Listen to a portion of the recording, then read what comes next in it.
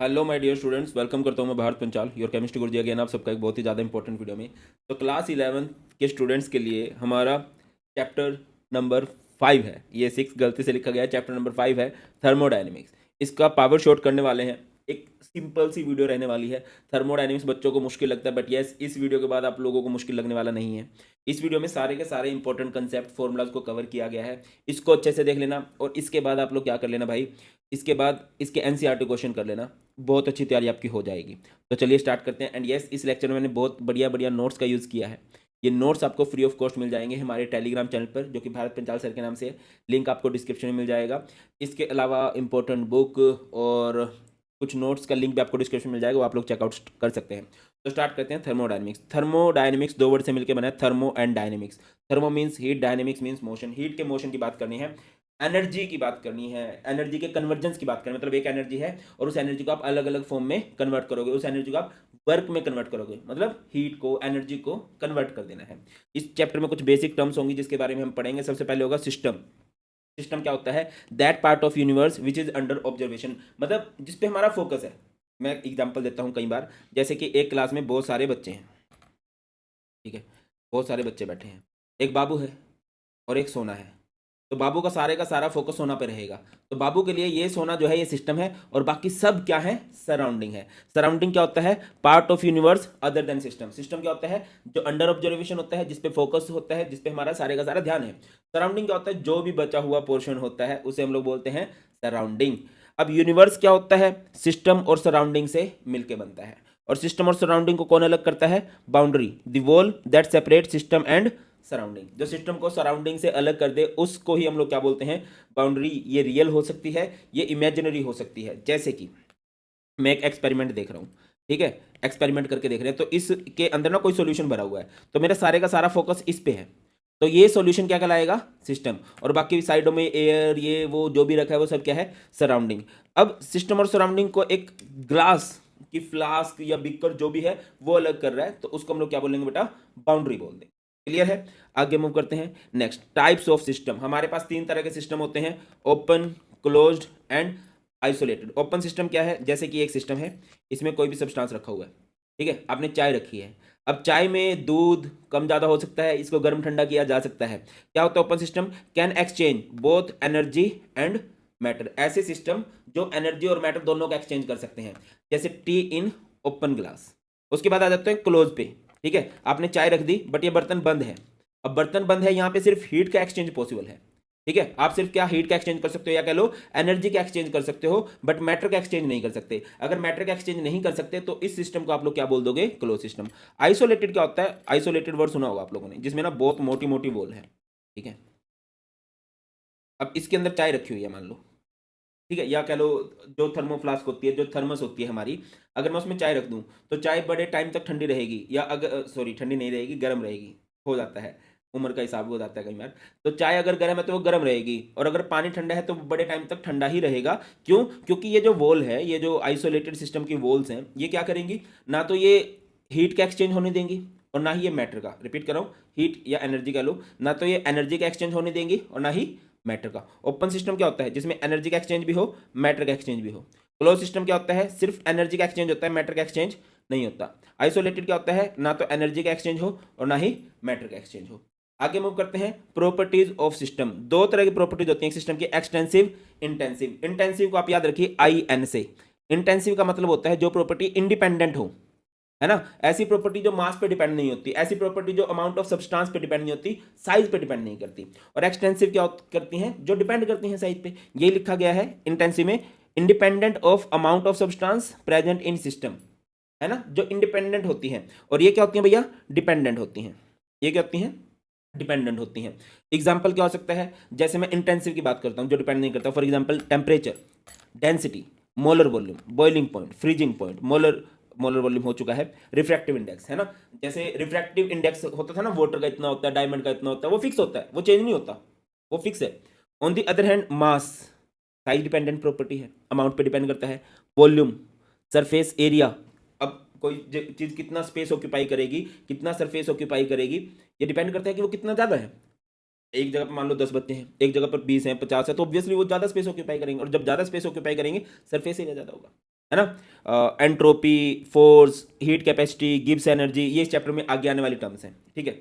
मैं अब आपको थोड़ा सा डिटेल में समझाता हूँ इस बात को, समझना। जैसे मेरे पास एक रूम है ना, इस रूम का कुछ वॉल्यूम है, मान लो मैंने बोल दिया इसका वॉल्यूम है 100 सेंटीमीटर क्यूब, और इसका जो टेम्परेचर है वो है 25 डिग्री सेल्सियस। अब मैं इस रूम को क्या कर देता हूँ, 1/4 कर देता हूँ, इसके 4 हिस्से कर देता हूँ, 4 पार्ट्स कर देता हूँ। तो क्या इसका वॉल्यूम कुछ फर्क पड़ेगा वॉल्यूम पे? ऑब्वियसली साइज पे डिपेंड करेगा। तो इसका वॉल्यूम क्या हो जाएगा, 25 centimetre cube, 25 centimetre cube, 25 centimetre cube, 25 centimetre cube. तो वॉल्यूम कम हो गया है। क्या टेम्परेचर कम हो गया है? मतलब यहाँ पे क्या हो गया होगा, 1/4 थोड़ी हो गया होगा टेम्परेचर, इधर भी 25 होगा, इधर भी 25, इधर भी 25। गेटिंग माई पॉइंट और नोट? या इस जैसे अगर मैं 4 रूम्स और बना दूं तो क्या होगा, वॉल्यूम तो बढ़ेगा, बट क्या टेम्परेचर चेंज होगा? टेम्परेचर फिक्स रहने वाला है। तो ऐसी प्रॉपर्टी जो साइज पे डिपेंड नहीं करती उन्हें बोलते हैं इंटेंसिव, और जो डिपेंड करती हैं उन्हें बोलते हैं एक्सटेंसिव। एक खास बात याद रखना, अगर कभी भी मोलर या स्पेसिफिक वर्ड आ जाए, कभी भी मोलर या स्पेसिफिक वर्ड आ जाए तो वो प्रॉपर्टी हमेशा इंटेंसिव होती है। और अगर कभी एक्सटेंसिव बाय एक्सटेंसिव आ जाए, एक टर्म आपको दिख रही है कि यार इसमें ऊपर भी एक्सटेंसिव है नीचे भी एक्सटेंसिव है, तो वो हमेशा इंटेंसिव प्रॉपर्टी होती है। सर बात समझ में नहीं आई? मैंने बोला मास एक एक्सटेंसिव प्रॉपर्टी है, मैंने बोला वॉल्यूम एक एक्सटेंसिव प्रॉपर्टी है। मास बाय वॉल्यूम क्या होता है? डेंसिटी। और डेंसिटी कैसी प्रॉपर्टी है? डेंसिटी एक इंटेंसिव प्रॉपर्टी। याद रखिए, extensive properties are additive while intensive properties are non additive. Extensive properties को ऐड किया जा सकता है।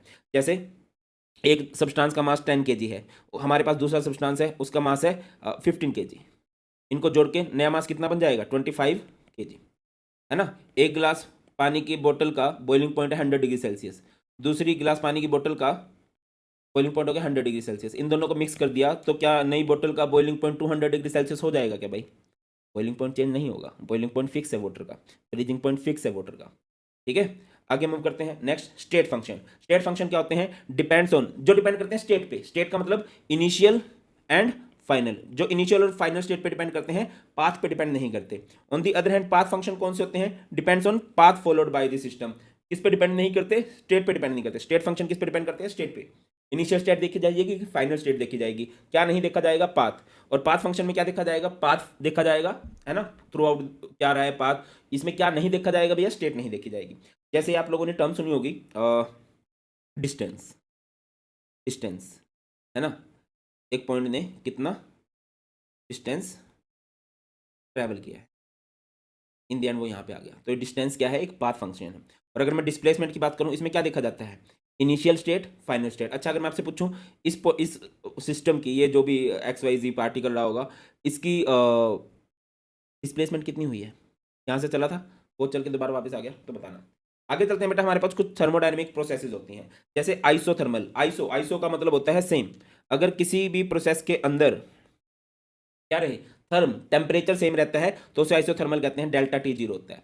आइसोबारिक, बार वर्ड यूज किया जाता है प्रेशर के लिए। अगर कहीं पर प्रेशर कांस्टेंट हो, डेल्टा पी जीरो हो, तो उसे आइसोबारिक प्रोसेस बोलेंगे। नेक्स्ट आ जाता है आइसोकोरिक। कोर वर्ड यूज होता है वॉल्यूम के लिए। अगर कहीं पर वॉल्यूम कांस्टेंट हो तो डेल्टा वी जीरो हो जाएगा। Adiabatic process, adiabatic process isolated system में करवाई जाती हैं, और आइसोलेटेड सिस्टम है तो मतलब वहां पर हीट का एक्सचेंज नहीं हो रहा है। हीट का एक्सचेंज नहीं हो रहा है तो क्यू क्या रहेगा? जीरो रहेगा। अच्छा एक चीज मैं आपको बता दूं कि कोई भी सिस्टम परफेक्टली आइसोलेटेड नहीं हो सकता। आगे मूव करते हैं। Cyclic process. साइक्लिक प्रोसेस कौन सी होती हैं? Those process which undergoes a number of changes and finally returns to its initial state and a loop is form. एक सिस्टम है या एक प्रोसेस है जिसमें बहुत सारे चेंज हुए हैं और फाइनली जो सिस्टम है अपनी इनिशियल स्टेट पे आ गया, तो उसको हम लोग क्या बोल देंगे कि साइक्लिक हुई है। देख जैसे समझो, जैसे ए से हम चले बी पे, ए से हम चले बी पे, बी से हम चले सी पे, सी से चले डी पे, और डी से दोबारा हो, ए से चले बी पर, बी से चले सी पर, सी से चले डी पर, और डी से दोबारा ए पे आ गए। ठीक है, जब हम चलते चलते फाइनली हमारी इनिशियल स्टेट पे आ जाएंगे तो उसको हम लोग बोल देंगे साइक्लिक प्रोसेस। अच्छा साइक्लिक प्रोसेस में क्या होगा? जितने भी स्टेट फंक्शन है जो स्टेट पे डिपेंड करते हैं, इनिशियल और फाइनल स्टेट पे डिपेंड करते हैं, वो जीरो हो जाएंगे। जैसे डेल्टा यू जीरो हो जाएगा, डेल्टा एच जीरो हो जाएगा, डेल्टा जी जीरो हो जाएगा साइक्लिक प्रोसेस में। अच्छा बहुत सारे बच्चे कंफ्यूज रहते हैं कि एक रिवर्सिबल प्रोसेस क्या होती है और एक साइक्लिक प्रोसेस क्या होती है। रिवर्सिबल क्या होता है? रिएक्टेंट से प्रोडक्ट, प्रोडक्ट से रिएक्टेंट, रिएक्टेंट से प्रोडक्ट, रिएक्टेंट से प्रोडक्ट, प्रोडक्ट से रिएक्टेंट। मतलब आगे जा रही है पीछे हो रही है, आगे जा रही है पीछे हो रही है। मतलब ये वाली रिएक्शन जो होती है जिसमें सिर्फ दो ही स्टेप हैं, फॉरवर्ड बैकवर्ड। साइक्लिक प्रोसेस क्या होती है, जिसमें बहुत सारे स्टेप्स होंगे और इन दी एंड इनिशियल स्टेट आ जाएगी, तो उसको हम लोग क्या बोलते हैं, साइक्लिक प्रोसेस बोलते हैं। अच्छा, रिवर्सिबल इरिवर्सिबल आपको थोड़ा सा क्लियर कर देता हूं। रिवर्सिबल एक हाइपोथेटिकल कंसेप्ट है, रियल में ऐसा नहीं होता। इरिवर्सिबल रियल में होता है। रिवर्सिबल प्रोसेस होती है जो बहुत धीरे धीरे होती है, बहुत धीरे धीरे होती हैं, बहुत धीरे धीरे, बहुत कम प्रेशर लगाया जाता है, वेरिएबल प्रेशर लगाया जाता है, याद रखना वेरिएबल प्रेशर होता है। इरिवर्सिबल होती है जो एकदम से हो जाती है ना, जिसका रिवर्स नहीं हो सकता, और इसमें कांस्टेंट प्रेशर होता है भाई। क्या होता है इसके अंदर, कांस्टेंट प्रेशर होता है। आगे मूव करते हैं, ग्राफ आएगा प्रेशर वर्सेस वॉल्यूम का। प्रेशर वर्सेस वॉल्यूम का एक ग्राफ याद रख लेना आप लोग, है ना। आइसोबारिक बार जिसमें प्रेशर कांस्टेंट रहे, है ना। आइसोकोरिक जिसमें वॉल्यूम कांस्टेंट रहे। आइसोथर्मल और एडियाबैटिक देख लेना, थर्मल वाला ऊपर आएगा, एडियाबैटिक वाला नीचे आएगा, ठीक है। अगले क्वेश्चन पे चलते हैं। इंटरनल एनर्जी, इंटरनल एनर्जी मतलब अंदर की एनर्जी, विद इन जो एनर्जी है, एक सिस्टम के अंदर जितनी भी एनर्जीज होती हैं उन सब एनर्जीज का सम कर दो। जब आप उन सब एनर्जीज का सम कर दोगे तो जो हमारे पास एनर्जी आएगी, उस एनर्जी को हम लोग क्या बोलते हैं, internal energy. It is the total energy with in a system. Exact value इसकी कभी कैलकुलेट नहीं हो सकती, और जब एग्जैक्ट वैल्यू नहीं कैलकुलेट हो सकती ना, तो डेल्टा यू निकालते हैं, चेंज इन इंटरनल एनर्जी निकालते हैं।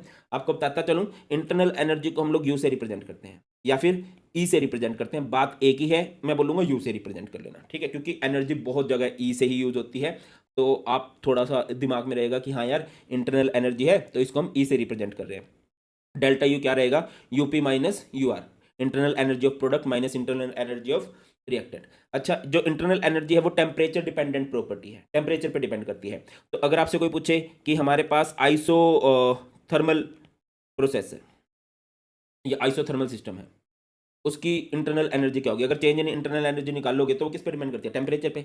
अब टेम्परेचर तो through out the process same रहा, तो final temperature, initial temperature same है, तो इंटरनल एनर्जी यहाँ पर क्या आ जाएगी भाई, जीरो आ जाएगी। नहीं ये बात समझ में क्या बोल रहा हूँ, इंटरनल एनर्जी डिपेंड करती है टेम्परेचर पे। अब टेम्परेचर चेंज ही नहीं हो रहा, टेम्परेचर फिक्स है तो इंटरनल एनर्जी भी फिक्स रहेगी, चेंज इन इंटरनल एनर्जी क्या आ जाएगा, जीरो। एक दो खास बातें और हैं। सबसे पहली बात, it is an extensive property और it is a state function. State function समझते हो ना, फाइनल इनिशियल स्टेट पे डिपेंड करता है। एक्सटेंसिव अमाउंट पे डिपेंड करती है।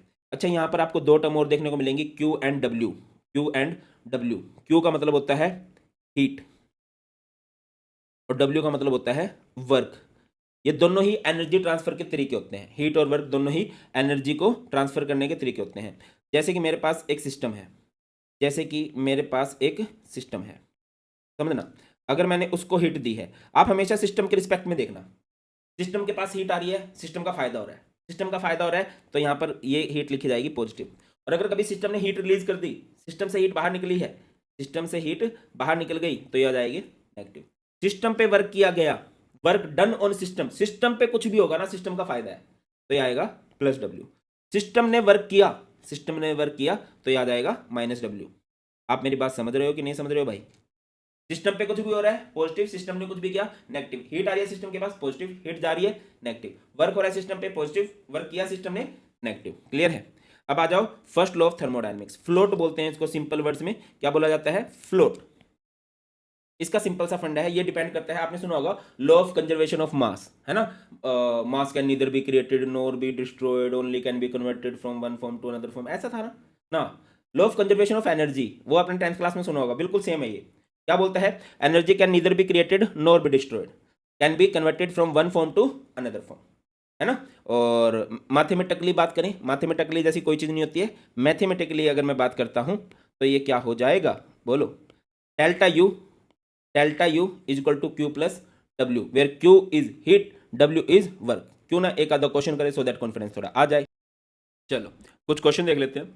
पहला क्वेश्चन है हमारे पास, in a process 701 joule of heat is absorbed by a system and 394 joule of work is done by the system, what is the change in internal energy for the process. हमें internal energy निकालनी है। अब internal energy हमने किस में पढ़ी है, वो हमने पढ़ी है भैया फर्स्ट लॉ ऑफ थर्मोडायनेमिक्स में, delta U is equal to क्या होता है, Q plus W, heat plus work.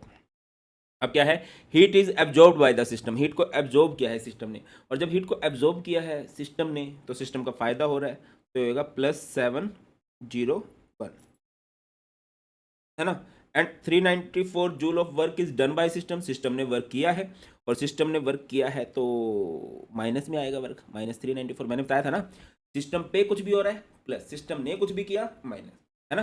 तो यहाँ से कितना आंसर आ जाएगा बुलबुलो, 1 - 4 = 7, 9 minus 9 is 0, I think 307 joule. ये मेरा सुपर मैथ बोलता है, बाकी आप लोग बता देना आंसर सही है कि नहीं। ये प्लस है। अच्छा, इंटरनल एनर्जी प्लस हो रही है ना, तो सिस्टम का फायदा हो रहा है, सिस्टम पे एनर्जी आ रही है, और ये माइनस में होती है तो मतलब सिस्टम का नुकसान हो रहा था। चलो, अच्छा अगले क्वेश्चन है, for the process to occur under adiabatic condition the correct condition is. मैंने बताया था आइसोथर्मल जो सेम टेम्परेचर पे हो, आइसोबारिक जो सेम प्रेशर पे हो, आइसोकोरिक जो सेम वॉल्यूम पे हो, कांस्टेंट वॉल्यूम, एडियाबैटिक जिसमें हीट चेंज नहीं होता है ना, हीट का एक्सचेंज नहीं होता बिटवीन सिस्टम एंड सराउंडिंग। तो यहाँ से राइट आंसर आएगा। अब मैं आपसे एक पूछता हूँ, आइसोथर्मल में क्या होना चाहिए, यहाँ पे इन गिवन ऑप्शंस में से आइसोथर्मल में क्या होना चाहिए। नेक्स्ट क्वेश्चन है, choose the correct answer, a thermodynamic state function is a quantity. बताओ भाई, thermodynamic state function is a quantity क्या होती है। गिवन ऑप्शंस में से जो मुझे सही दिखाई दे रहा है, क्या लिखा जाएगा, उस value is independent of path, जिसकी वैल्यू पाथ पे डिपेंड ही नहीं करती है ना। स्टेट फंक्शन जो इनिशियल और फाइनल स्टेट देखते हैं। अगले पे आ जाते हैं, वर्क क्या होता है। मोड ऑफ एनर्जी ट्रांसफर होता है बिटवीन सिस्टम एंड सराउंडिंग, है ना। और हम सबसे ज़्यादा बात करते हैं प्रेशर वॉल्यूम वर्क की। प्रेशर वॉल्यूम वर्क मतलब क्या है भाई, इसमें क्या होगा कि वॉल्यूम में चेंज आएगा। हमारे पास एक सिस्टम है, ठीक है, इस पे वेटलेस फ्रिक्शनलेस पिस्टन लगा हुआ है, तो ये पिस्टन ऊपर नीचे हो सकता है ना, वॉल्यूम कम ज़्यादा हो सकता है। अच्छा, अब दो तरह के केस समझ के चलना, एक तो हो सकता है हमारे पास इरिवर्सिबल प्रोसेस में वर्क, और एक होता है रिवर्सिबल प्रोसेस में। समझना, इरिवर्सिबल प्रोसेस क्या होती है, जहाँ पर वॉल्यूम जो है हमारे पास कॉन्स्टेंट होगा। वॉल्यूम क्या होगा, कॉन्स्टेंट, कॉन्स्टेंट, कॉन्स्टेंट। तो यहाँ पर वर्क क्या आ जाएगा, minus P external delta we.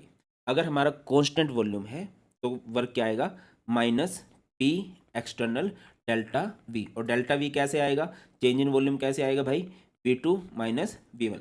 On the other hand अगर आप रिवर्सिबल की बात करो, रिवर्सिबल में बहुत थोड़ा जो है प्रेशर चेंज हो रहा होगा, बहुत धीरे धीरे प्रेशर में चेंज आ रहा होगा, बहुत धीरे धीरे वॉल्यूम में चेंज आ रहा होगा। तो यहाँ पर आप वर्क क्या लिखोगे, क्या कर दोगे, इंटीग्रेशन कर दोगे, ये आ जाएगा P T V. Delta we बड़े वॉल्यूम चेंज को दिखाता है, क्योंकि ज़्यादा प्रेशर चेंज हो रहा है, तो क्या होगा, वॉल्यूम भी ज़्यादा चेंज मारेगा। और इधर बहुत थोड़ा थोड़ा प्रेशर चेंज हो रहा है, तो वॉल्यूम भी थोड़ा थोड़ा चेंज होगा, डीवी। अच्छा, एक्सपेंशन वर्क नेगेटिव से दिखाते हो। एक्सपेंशन वर्क का मतलब क्या है, सिस्टम वर्क कर रहा है तभी एक्सपेंशन होती है। और कंप्रेशन का मतलब क्या होता है, सिस्टम पे वर्क होता है। एक्सपेंशन वर्क है तो हमेशा नेगेटिव लिखते हैं, कंप्रेशन वर्क है तो हमेशा पॉजिटिव। मैं आपको रिकमेंड करूंगा, बहुत स्ट्रांगली रिकमेंड करूंगा, आप फॉर्मूला यही यूज़ करना। कौन से वाला, एक्सपेंशन वाला, नेगेटिव वाला, नेगेटिव वाले फॉर्मूले से ही क्वेश्चन करना, आंसर बाद में सही हो जाता है हमारा। अच्छा, अब हमारे पास है work in isothermal reversible process, final formula ये जो है W minus integration of P D V, ये क्या बन जाता है, -2.303 NRT log V2 by V1। और प्रेशर वॉल्यूम में क्या रिलेशन होता है, प्रेशर वॉल्यूम बताओगे कहीं पे, अगर मान लो कहीं पे मैं प्रेशर लगा रहा हूँ तो वॉल्यूम कम होगा। प्रेशर जो है वॉल्यूम के इन्वर्सली प्रोपोर्शनल होता है। तो इसका दूसरा फॉर्मूला क्या बन जाएगा, work is -2.303 NRT log P1 by P2। मैं दोबारा बता रहा हूँ, वर्क के फॉर्मूला की बात कर रहा हूँ। एक वर्क है कौन सी वाली प्रोसेस में हमारे पास, हमारा अगर इरिवर्सिबल प्रोसेस है तो ये बनेगा -P एक्सटर्नल डेल्टा वी। अगर हमारे पास कौन सी प्रोसेस है, रिवर्सिबल प्रोसेस है, तो फॉर्मूला बनेगा minus integration of P T V.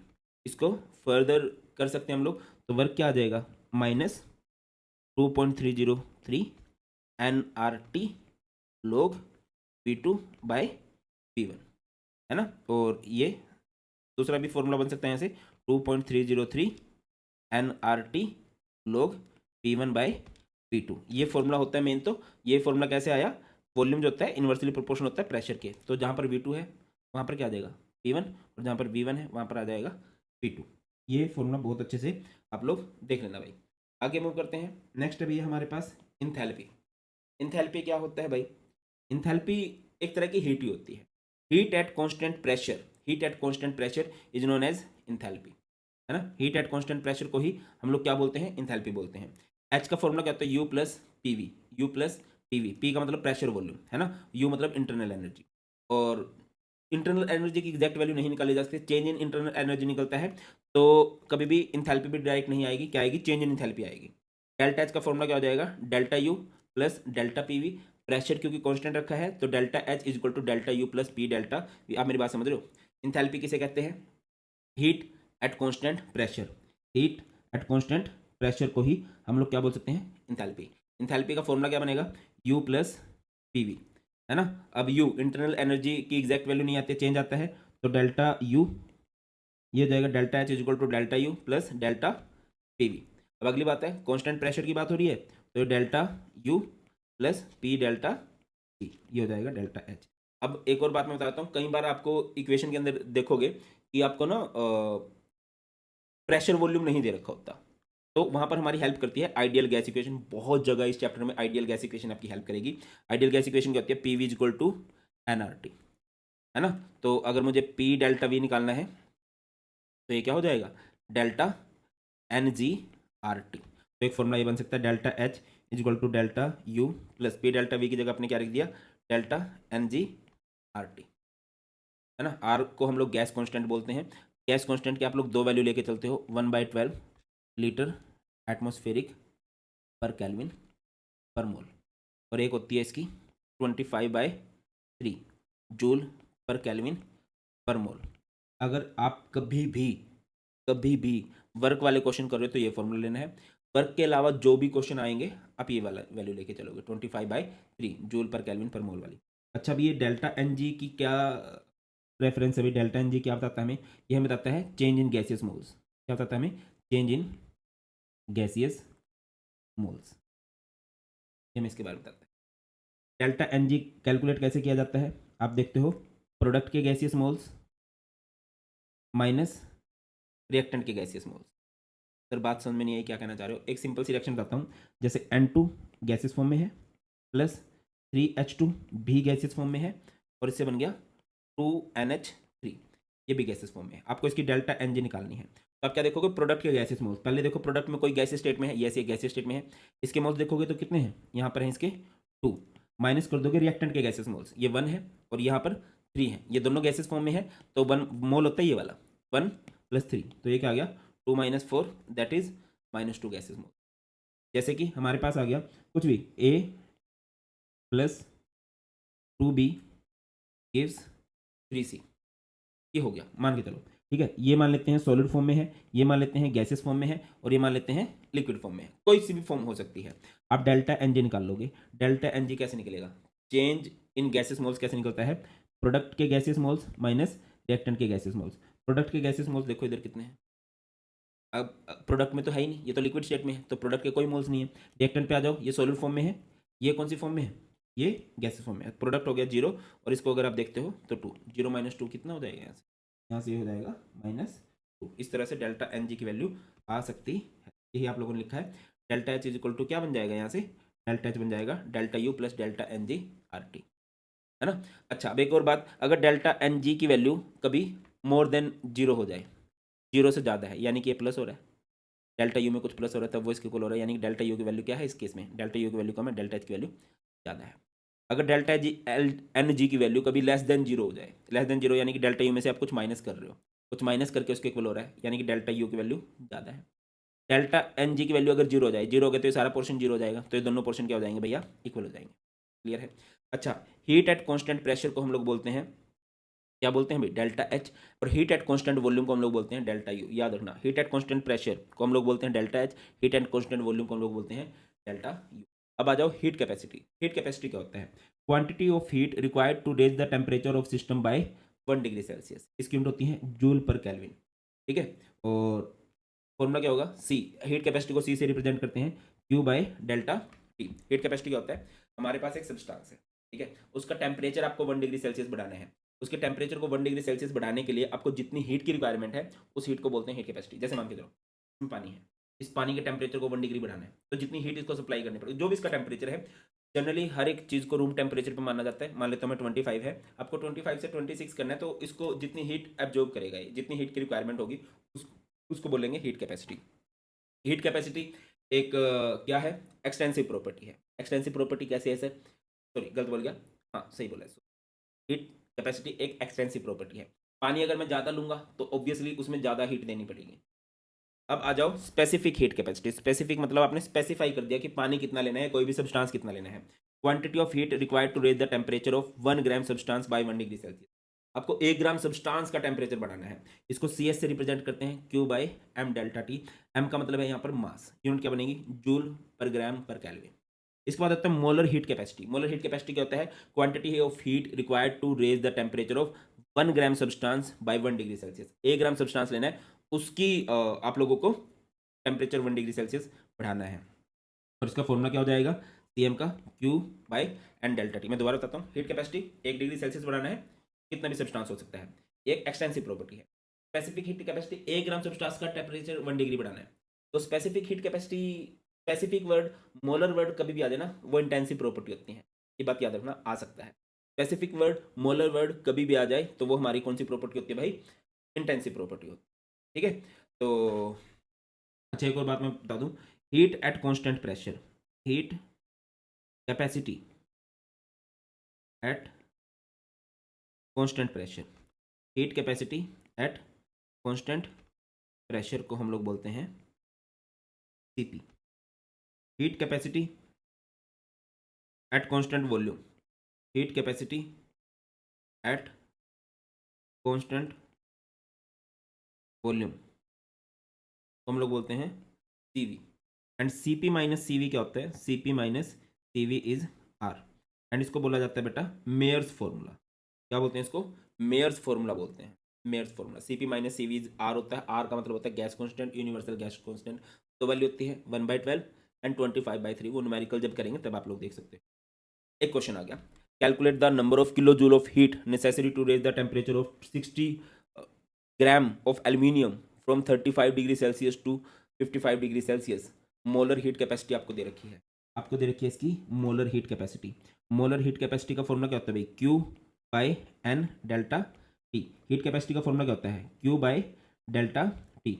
Specific heat capacity का फॉर्मूला क्या होता है, Q by M delta T, है ना। अब हमें क्या निकालना है, Q निकालना है। Q मतलब कितनी हीट रिक्वायर्ड है ना, CM इंटू में एन डेल्टा टी हो जाएगा। CM का मतलब क्या है, molar heat capacity. Molar heat capacity कितनी दे रखी है आपको, 24 जूल दे रखी है ना। और अगर आप इसको करना चाह रहे हो तो भाई इसको क्या कर लो, 1000 से डिवाइड कर लो पहले, क्योंकि वो तो जूल में दे रखा है ना आंसर आपको। नंबर ऑफ मोल्स, अब नंबर ऑफ मोल्स दे रखे हैं क्या एल्यूमिनियम के, नहीं नंबर ऑफ मोल्स नहीं दे रखे, आपको ग्राम्स में डाटा दे रखा है। तो नंबर ऑफ मोल्स निकाल सकते हैं। अभी इससे पहले मैंने 44 मिनट्स में सम बेसिक कंसेप्ट कराया है, वो आपने किया होगा। नंबर ऑफ मोल्स का फॉर्मूला होता है वॉशिंग मशीन। वॉशिंग का मतलब गिवन मास, गिवन मास कितना है 60। मोलर मास, एल्यूमिनियम का मोलर मास कितना होता है भाई 27। तो ये कितना आएगा, जब आप इसको सिंपल आउट करोगे तो आएगा 2.2, है ना, 54.2 इस तरह से आ जाएगा। ठीक है, delta T, delta T is change in temperature. Change in temperature कैसे आएगा, फाइनल माइनस इनिशियल। देखो बेटा, टेम्परेचर आप लोगों ने केल्विन में लेना है, तो ये 35 टू 55 हो रहा है, तो ये क्या हो जाएगा 55 माइनस 35, ये आ जाएगा 20 डिग्री सेल्सियस। सर आपने तो बोला था केल्विन में लेना था, आप केल्विन में भी ले सकते हो। आप 273 इसमें जोड़ के देख लेना, इसमें भी 273 जोड़ के देख लेना, तो 20 डिग्री सेल्सियस आएगा। आप इसको 20 केल्विन भी लिख सकते हो। तो ये क्या किया, याद रखना जो चेंज होता है, जो चेंज होता है हमेशा, चाहे वो सेल्सियस में हो चाहे वो केल्विन में हो, वो इक्वल होता है। जो चेंज होता है चाहे वो सेल्सियस में हो चाहे वो केल्विन में हो, वो इक्वल होता है। तो डेल्टा टी कितना आ गया यहाँ से, डेल्टा टी हमारे पास आ गया है 20, 0 से 0 कट हो जाएगा। इसके बाद हमारे पास आ जाएगा Q, है ना, 24 टू जो 48 इंटू में आ गया 2.2। इसका भी पॉइंट हटा दोगे तो पॉइंट में 1000 ही आ जाएगा, है ना। तो इसको सॉल्व कर लेना यार, जो भी आएगा आपके पास किलो जूल में आंसर आएगा। कमेंट सेक्शन में बताना, कर लिया करो एक आधा क्वेश्चन खुद से भी, इसका आंसर कमेंट सेक्शन में जरूर बताना आप लोग। ओके, नेक्स्ट एक बहुत इंपॉर्टेंट टॉपिक रहता है यहाँ पर, हैज लो। हैज लो क्या बोलता है भाई, according to this law enthalpy change during a chemical reaction is same whether the reaction takes place in single step और more than one step. Hess भैया ने क्या बोला, हैज भैया तो नहीं, हमारे तो दादा पर दादा की उम्र के हो गए। इन्होंने बोला कि अगर कोई भी रिएक्शन है, चाहे आप उसको एक स्टेप में करा लो चाहे बहुत सारे स्टेप में करा लो, जो हीट चेंज रहेगी, जो इंथैल्पी चेंज रहेगी बेटा, वो रहने वाली है सेम। फॉर एग्जांपल अगर आप देख पा रहे हो, मैंने यहाँ पर ए से डी बनाया, ए से डी बना दिया मैंने डायरेक्ट, तो हीट चेंज आई क्यू। फिर मैंने क्या किया, नहीं यार ए से डी डायरेक्ट बनाने में मज़ा नहीं आया, हम क्या कर देते हैं इसको थोड़ा ए से बी, बी से सी बनाते हैं। ए से बी में हीट चेंज आई है Q1, बी से सी में बनाई है Q2, सी से डी में आई है Q3। तो चाहे एक स्टेप की हीट ले लो, चाहे इन सभी स्टेप्स की जो हीट होगी वो सेम आएगी, Q is equal to Q1 plus Q2 plus Q3। बात समझ में नहीं आई। देखो मैं बताता हूँ, मैं रहता हूँ करनाल, है ना, और मैंने सोचा कि यार करनाल से ना दिल्ली चला जाता हूँ। करनाल से दिल्ली का रेंट हम लोग मान लेते हैं, किराया हम लोग मान लेते हैं 300 रुपीज़ है। मैं डायरेक्ट चला गया। फिर मैंने सोचा नहीं यार करनाल से दिल्ली नहीं, पहले करनाल से मैं जाऊँगा पानीपत, है ना। पानीपत मुझे 100 रुपये किराया लग गया। फिर मैंने सोचा पानीपत से जाता हूँ सोनीपत। सोनीपत का लग गया मुझे 100 रुपये का किराया। ये रूट है हमारे यहाँ का, ठीक है, जो यहाँ के होंगे वो उन्हें पता है ये रूट है। और सोनीपत से मैं चला गया दिल्ली, दिल्ली भी लग गया 100 रुपये किराया। अब चाहे मैं डायरेक्ट चला जाऊँ तब भी 300 लगे हैं, चाहे मैं अलग अलग करके चला जाऊँ, करनाल से गया तो दिल्ली हूँ बट रुक रुक के गया हूँ, कई सारे स्टेप में गया हूँ, तब भी जो हीट चेंज आएगी, जो टोटल इंथैल्पी आएगी वो क्या रहने वाली है भैया, सेम रहने वाली है। और यही बोली थी हैस भैया ने। नेक्स्ट चलते हैं। नेक्स्ट हमारे पास आता है Born Haber cycle. Born Haber cycle क्या होता है, एक थर्मोडायनेमिक मॉडल है जो कि एनालाइज करता है आयनिक कंपाउंड की फॉर्मेशन को, थोड़ा थोड़ा हेनरी लॉ से ही, हैस लॉ से ही रिलेटेड है। अच्छा, इस टॉपिक को हम समझे उससे पहले एक छोटी सी टर्म समझते हैं, लैटिस इंथैल्पी।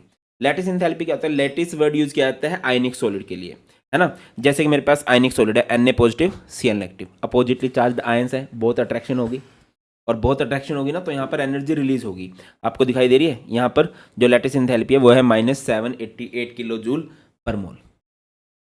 और अगर मैं इसको तोड़ना चाहूँ, अगर मैं इस NaCl को ब्रेक डाउन करना चाहूँ, मैं इसको ब्रेक डाउन कर दूंगा तो हो जाएगा Na पॉजिटिव Cl नेगेटिव। याद रखिए, अगर अट्रैक्शन होती है तो एनर्जी रिलीज होती है, डेल्टा H नेगेटिव आएगा। और अगर क्या है भाई, हम उसको ब्रेक डाउन कर रहे हैं, अगर हम उसको ब्रेक डाउन कर रहे हैं तो वहाँ पर हमें एनर्जी देनी पड़ती है, तो डेल्टा H पॉजिटिव आएगा। यहाँ पर एक छोटा सा कंसेप्ट मैं बता देता हूँ।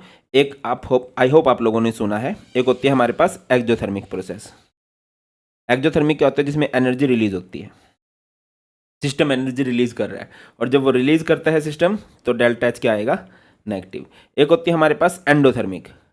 एंडोथर्मिक क्या होती है, जिसमें सिस्टम एनर्जी को एब्जॉर्ब करता है। कई बच्चे यार मतलब मेरा ना मजाक उड़ाते रहते हैं ऑफलाइन वाले, मैं इसको बोलता हूँ एब्जॉर्ब, मैं एब्जॉर्ब बोलता हूँ, वो बोलते हैं एब्जॉर्ब नहीं बोलना, एब्जॉर्ब बोलना है। और मैं बोलता हूँ इक्विलिब्रियम, उन्होंने बोला इक्विलिब्रियम नहीं बोलना, इक्विलिब्रियम बोलना है, ब्रियम, इक्विलिब्रियम, बता देना मैं सही बोल रहा हूँ क्या। एंडोथर्मिक होता है जिसमें एनर्जी एब्जॉर्ब होती है, सिस्टम एब्जॉर्ब कर रहा है, एब्जॉर्ब कर रहा है तो सिस्टम का फायदा है, और सिस्टम का फायदा है तो डेल्टा H क्या आएगा, डेल्टा H यहाँ पर पॉजिटिव आएगा, है ना। अब लैटिस इंथैल्पी दोबारा बताता हूँ। लैटिस इंथैल्पी टर्म यूज की जाती है आयनिक सॉलिड के लिए। अगर आयनिक सॉलिड बन रहा है ना, बन रहा है, तो वहाँ पर एनर्जी रिलीज होगी। Amount of energy release when 1 mole of ionic solid is formed from its constituent gaseous ions। दूसरी डेफिनेशन क्या होती है, NaCl को जैसे तोड़ना है, amount of energy required to break 1 mole of ionic solid into its constituent ion. तोड़ने के लिए एनर्जी की जरूरत पड़ती है, और अगर अट्रैक्शन है तो एनर्जी रिलीज होती है। तो अब बोर्न हैबर में क्या होता है कि भाई आप लोग बनाना चाहते हो NaCl। अब NaCl में जैसे Na सॉलिड फॉर्म में होता है, क्लोरीन गैसेस फॉर्म में होता है, ये हमने बना दिया, तो ये इसकी है standard heat of formation, standard enthalpy of formation, ये आपने डायरेक्ट बना दिया। बट बोर्न हैबर साइकिल ये बोलती है कि यार ऐसे डायरेक्ट तो नहीं बनेगा, इसको स्टेप वाइज चलना पड़ेगा। तो पहले क्या होता है, हमने इनको गैसेस फॉर्म में लेके जाना है, Na ने इलेक्ट्रॉन देने हैं, क्लोरीन ने इलेक्ट्रॉन लेने हैं, तो सारी की सारी प्रोसेस आप स्टेप वाइज चलो। तो इसको बिल्कुल स्टेप वाइज देखते हैं। सबसे पहले हमारे पास ये सॉलिड फॉर्म में है ना, तो इसको हम लोग गैसेस फॉर्म में लेके जाते हैं। ये ½ Cl2 है, इसका एक एटम चाहिए हमें, तो क्या करेंगे, हमने सॉलिड से गैसेस फॉर्म में ले गए। सॉलिड से गैसेस फॉर्म में कन्वर्ट करने के लिए जो एनर्जी चाहिए उसे बोलते हैं इंथैल्पी ऑफ सब्लिमेशन। इसको एक बार के लिए याद कर लेना, बहुत ईजी सा है। और गैसेस फॉर्म, अब 2 क्लोरीन है, 2 क्लोरीन को तोड़ना है तो इसके लिए डिसोसिएशन एनर्जी चाहिए। अब ½ क्लोरीन को तोड़ना है तो ½ क्लोरीन को तोड़ने के लिए ½ डिसोसिएशन एनर्जी चाहिए। गैसेस फॉर्म में आ गए। अब इसमें से इलेक्ट्रॉन निकलेगा और ये इलेक्ट्रॉन लेगा, तो जब इसमें से इलेक्ट्रॉन निकला है सोडियम में से, तो ये होती है आयनाइजेशन एनर्जी। और क्लोरीन यहाँ पर इलेक्ट्रॉन लेगा तो यहाँ पर होगी इलेक्ट्रॉन गेन इंथैल्पी। आयंस बन चुके हैं गैसेस आयंस, ये क्लोरीन भी गैसेस फॉर्म में होता है। अब जब ये गैसेस आयंस बन चुके हैं, अब इनके बीच में अट्रैक्शन होगी, और इस अट्रैक्शन को हम लोग क्या बोलते हैं, लैटिस इंथैल्पी। अब ये कई सारे स्टेप में गया है। पहले स्टेप में हमने इसको किस में कन्वर्ट करा है, गैसेस फॉर्म में कन्वर्ट करा है, इसको तोड़ा है, Cl2 के बॉन्ड को तोड़ के हमने इसको सिंगल करा है ना। ½ Cl2 था तो हमारे पास हाफ Cl ही बचेंगे, मतलब वो एक Cl आएगा मेरे पास। तो उसके बाद मैंने सोडियम में से इलेक्ट्रॉन को निकाला है, तो Na पॉजिटिव बन गया, क्लोरीन ने इलेक्ट्रॉन लिया है, Cl नेगेटिव बन गया, फिर इनके बीच में अट्रैक्शन होगी, तो इसको लैटिस इंथैल्पी बोले। इन स्टेप्स में चले हैं, तो जो इसकी स्टैंडर्ड हीट ऑफ फॉर्मेशन है वो इन सब का सम बनेगी। लैटिस इंथैल्पी यही बोलती है कि स्टेप वाइज मुझे बताओ क्या क्या हुआ है। तो पहले स्टेप में सब्लिमेशन इंथैल्पी, इस साइड से क्या हुआ, डिसोसिएशन इंथैल्पी, फिर क्या हुआ, आयनाइजेशन इंथैल्पी, इसने इलेक्ट्रॉन लिया है, इलेक्ट्रॉन गेन इंथैल्पी, और लास्ट में सबको जोड़ दिया लैटिस इंथैल्पी। तो इन सब का जो चेंज आएगा वो इक्वल होगा इसके। यही बात तो हैस लॉ में भी थी, चाहे किसी रिएक्शन को एक स्टेप में करा लो चाहे बहुत सारे स्टेप में करा लो, आएगी तो सेम ही।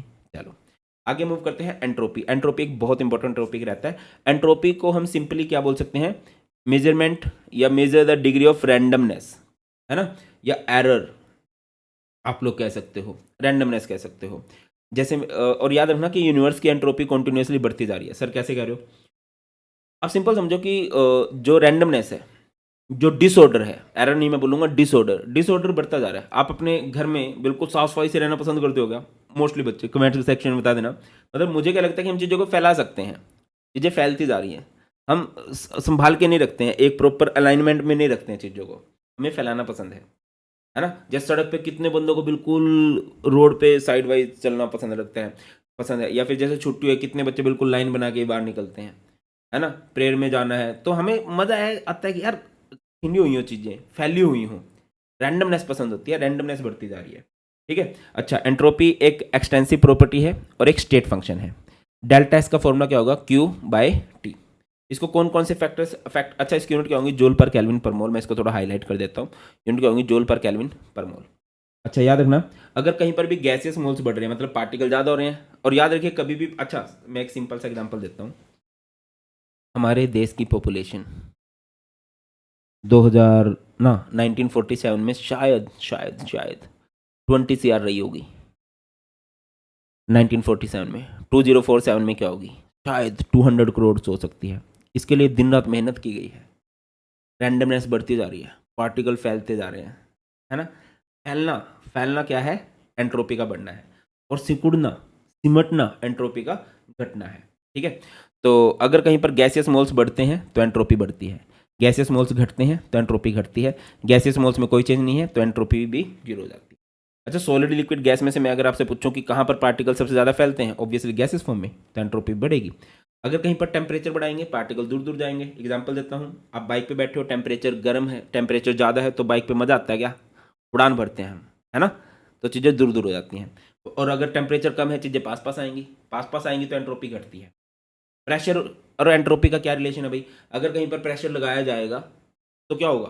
प्रेशर लगाने से चीज़ें पास पास आती हैं, एंट्रोपी घटती है। अच्छा, मिक्सिंग कभी भी होएगी ना तो एंट्रोपी हमेशा बढ़ेगी, हमेशा एंट्रोपी बढ़ेगी। एंट्रोपी कैसे निकाली जाती है? एंट्रोपी कैसे निकाली जाती है? कैसे निकाली जाएगी भाई? क्या होगी? प्रोडक्ट की एंट्रोपी माइनस रिएक्टेंट की एंट्रोपी, ये आ जाएगा। अच्छा, एंट्रोपी ऑफ फ्यूजन निकालना है। अच्छा, एंट्रोपी का फॉर्मूला क्या था? अभी लिखवाया था, delta S is Q by T. Q क्या होता है? हीट। हीट को हम इंथैल्पी भी लिख सकते हैं, कोई दिक्कत वाली बात नहीं है। फ्यूजन की निकालनी है तो सॉलिड से लिक्विड में आप देखो इंथैल्पी जो है बाय में टी। वेपराइजेशन की एंट्रोपी निकालनी है तो वेपराइजेशन क्या होता है? लिक्विड से जब गैसेस फॉर्म में जाते हैं तो इसकी इंथैल्पी लिख लो, enthalpy of vaporization by T. Sublimation का मतलब क्या होता है? सॉलिड से गैसेस फॉर्म में जाना, तो क्या आएगा? Enthalpy of sublimation by change in entropy. अगर आपको निकालना है, अभी बताया था ना, प्रोडक्ट की एंट्रोपी माइनस रिएक्टेंट की एंट्रोपी। यूनिवर्स की एंट्रोपी बढ़नी चाहिए, बढ़ती है। अगर कहीं पर भी चेंज इन एंट्रोपी पॉजिटिव है, एंट्रोपी बढ़ रही है, तो वो रिएक्शन स्पॉन्टेनियस है। अगर कहीं पर भी एंट्रोपी घट रही है तो वो रिएक्शन नॉन स्पॉन्टेनियस है। मतलब कुछ कंडीशन में स्पॉन्टेनियस भी हो सकती है, बट अगर सिर्फ एंट्रोपी दे रखी है, सिर्फ एंट्रोपी वाले फैक्टर से देखोगे, रैंडमनेस यूनिवर्स की बढ़ती है, और अगर घट रही है तो नॉन स्पॉन्टेनियस है। और अगर चेंज इन एंट्रोपी जीरो है तो वो रिएक्शन इक्विलिब्रियम है, इक्विलिब्रियम में है, इक्विलिब्रियम में है। आगे मूव करते हैं second law of thermodynamics. First law of thermodynamics क्या था? Law of conservation of energy, की एनर्जी जो है कंजर्व है ना, नेदर क्रिएट किए कर सकते ना ही डिस्ट्रॉय कर सकते, वो फिक्स है। सेकंड लॉ ऑफ थर्मोडायनेमिक्स हमें बोलता है all natural process in universe are irreversible, है ना, वो रिवर्स नहीं होंगी भाई, वो इरिवर्सिबल ही है, एंड स्पॉन्टेनियस, अपने आप होता है। अच्छा, ये वर्ड भी आता है स्पॉन्टेनियस। स्पॉन्टेनियस का मतलब क्या होता है?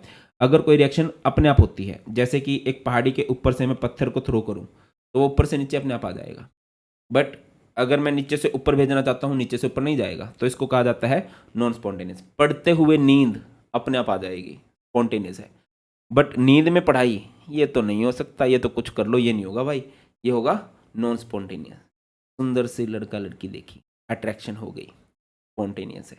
सुंदर सी बुक देखी, पढ़ने का मन हो गया, ये तो पॉसिबल नहीं है, वो तो पिताजी की मार ही करवाती है। चलो, है ना। स्पॉन्टेनियस प्रोसेस क्या बोलती है? Due to spontaneous process entropy of universe increasing continuously. Second law यही बोलता है कि यूनिवर्स में एंट्रोपी कॉन्टिन्यूसली इंक्रीज हो रही है। अगर मैं बोलूँ सिस्टम की एंट्रोपी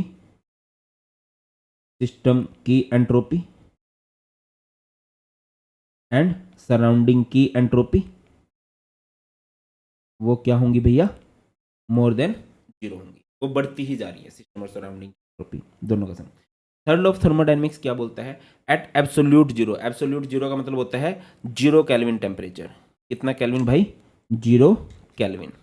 जीरो केल्विन टेम्परेचर का मतलब समझते हो आप लोग, जीरो केल्विन का मतलब है -273 डिग्री सेल्सियस। इस टेम्परेचर पे तो कोई भी लिक्विड हो, कोई भी गैस हो, वो सॉलिड फॉर्म में चली जाती है। और ये कह रहा है अगर इतना टेम्परेचर है, entropy of perfectly crystalline substance is zero. भैया हर एक चीज, पहली तो बात है क्रिस्टलाइन मतलब बढ़िया सॉलिड को बोलते हैं, है ना। तो अगर एक कोई बढ़िया सॉलिड है, उसको हमने जीरो केल्विन पे चेक किया, तो उसकी एंट्रोपी क्या होगी, एंट्रोपी का मतलब होता है चीजों को फैलना, फैलेगा कैसे, वो तो सॉलिड फॉर्म में है, तो उसकी एंट्रोपी क्या रहने वाली है, जीरो रहने वाली है। इस चैप्टर में एक बहुत ही ज्यादा इंपॉर्टेंट टॉपिक है Gibbs free energy. Gibbs free energy का मतलब क्या है, एनर्जी कम होती जा रही है, तो इसका यूज किया गया है यूजफुल वर्क के अंदर। एनर्जी कम होगी तो ऑब्वियसली जैसे हम काम करते हैं, एनर्जी कम होती है तभी कुछ काम होता है ना, एनर्जी धीरे धीरे कम होती जा रही है, हम कुछ काम करते जाएंगे, या जब भी हम कुछ काम करेंगे तो एनर्जी कम होती जाती है, यही होती है गिब्स फ्री एनर्जी। क्या होती है गिब्स फ्री एनर्जी, कुछ decrease in value can be use या is equal to useful work done, है ना। गिब्स फ्री एनर्जी को हम लोग रिप्रेजेंट करते हैं जी से, होता है H माइनस टी एस। और अगर आपको डेल्टा जी निकालना है, डेल्टा जी क्या हो जाएगा, delta H minus T delta S at constant temperature and pressure. यहाँ पर आपको कुछ वैल्यूज दे रखी हैं, ये वैल्यूज बहुत अच्छे से याद रखनी है। पहले मैं आपको एक चीज़ बता देता हूँ, इस इन वैल्यूज़ का यूज़, यहाँ से क्वेश्चन बनता है, इन वैल्यूज़ का यूज़ किया जाता है स्पॉन्टेनिटी बताने में। याद रखिए अगर कभी भी डेल्टा जी नेगेटिव है तो रिएक्शन स्पॉन्टेनियस है, अगर कभी भी डेल्टा जी पॉजिटिव है तो रिएक्शन नॉन स्पॉन्टेनियस है।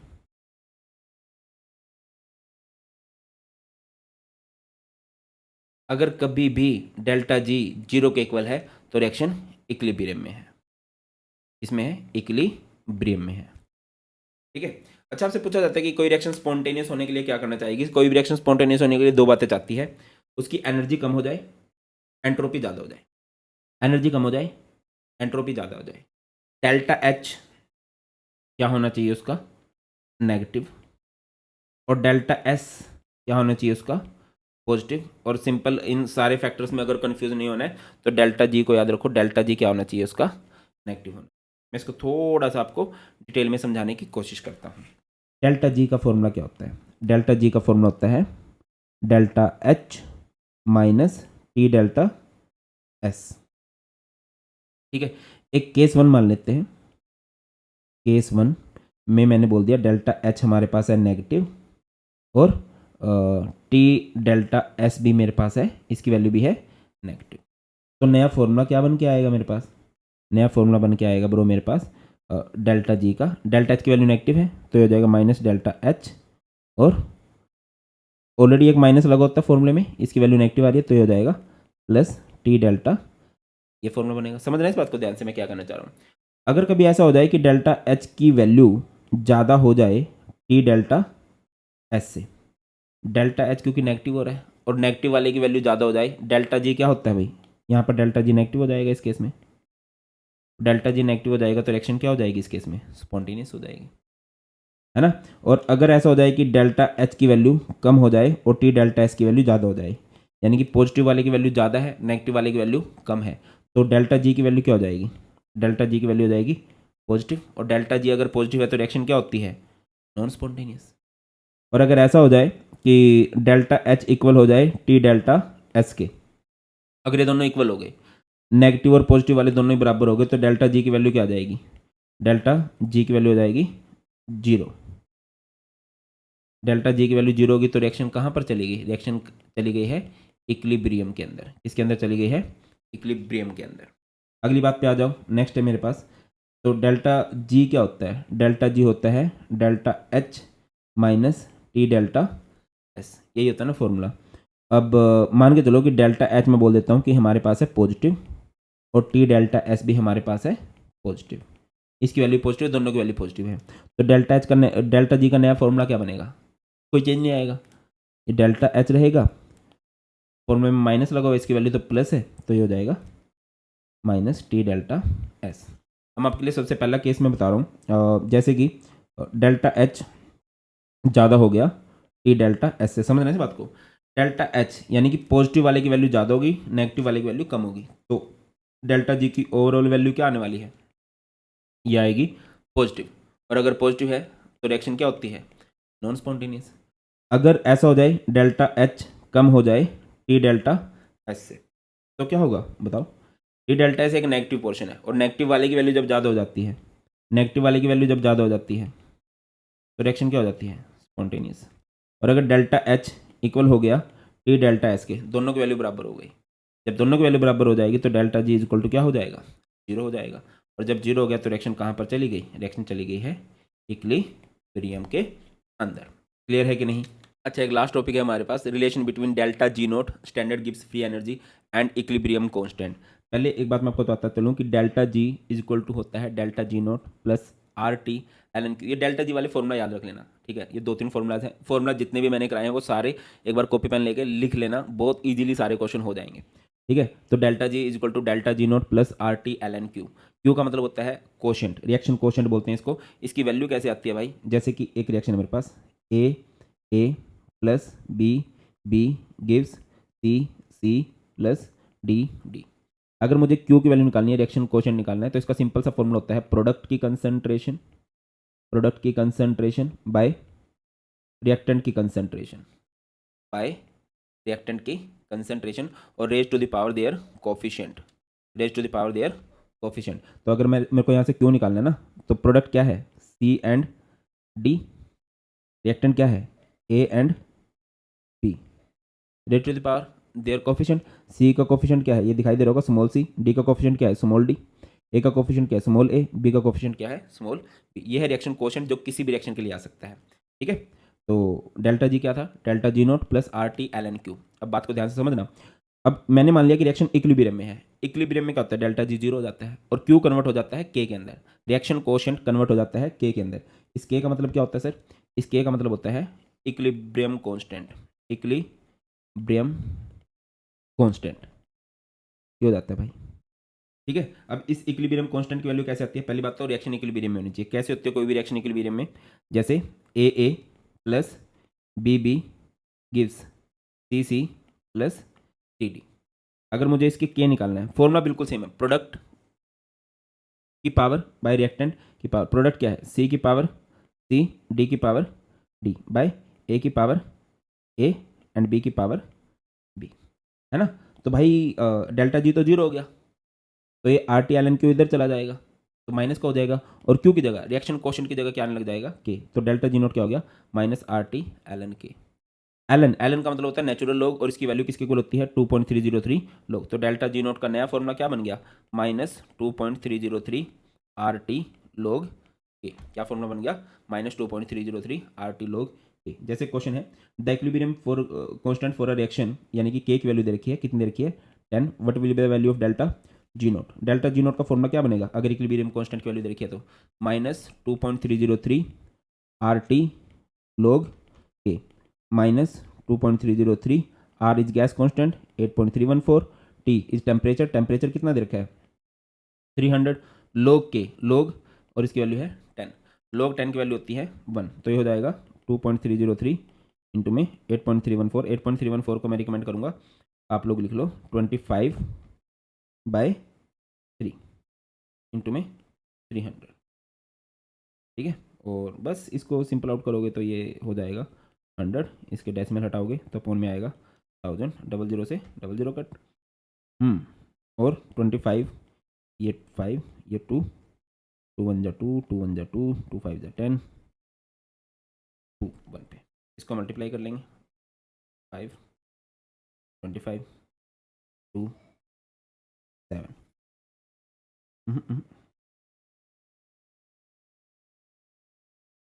5 2, ये 6 हो जाएगा। बाकी मुझे लग रहा है कि मैंने मैथमेटिकल एरर किया है कुछ, ये जूल में आंसर आएगा। यहाँ से आप लोग मुझे बता देना कि फाइनल आंसर क्या आया है, ये मैथ में करेक्शन कर सकते हो, कर लेना, ठीक है। तो ये है बेटा हमारे पास सारे का सारा थर्मोडायनेमिक्स। मैंने कोशिश की है कि सारे के सारे फॉर्मूला, सारे के सारे कंसेप्ट बहुत सिंपल वे में कराऊँ। कुछ कुछ क्वेश्चंस भी कराए हैं, बाकी इसके क्वेश्चंस की 20+ मोस्ट इंपॉर्टेंट क्वेश्चन की वीडियो मैंने बनाने की सोची है। चाहिए तो कमेंट सेक्शन बोल देना। ये मैं बार बार क्यों बोलता हूँ कमेंट सेक्शन बोल देना, क्योंकि ना मुझे नहीं पता आप लोगों को ये वीडियो चाहिए कि नहीं चाहिए। जब आप कमेंट सेक्शन में लिखते हो ना, तो मुझे लगता है कि हाँ बच्चों को नीड है, और वही चीज़ दी जानी चाहिए जिसकी बच्चों को नीड है।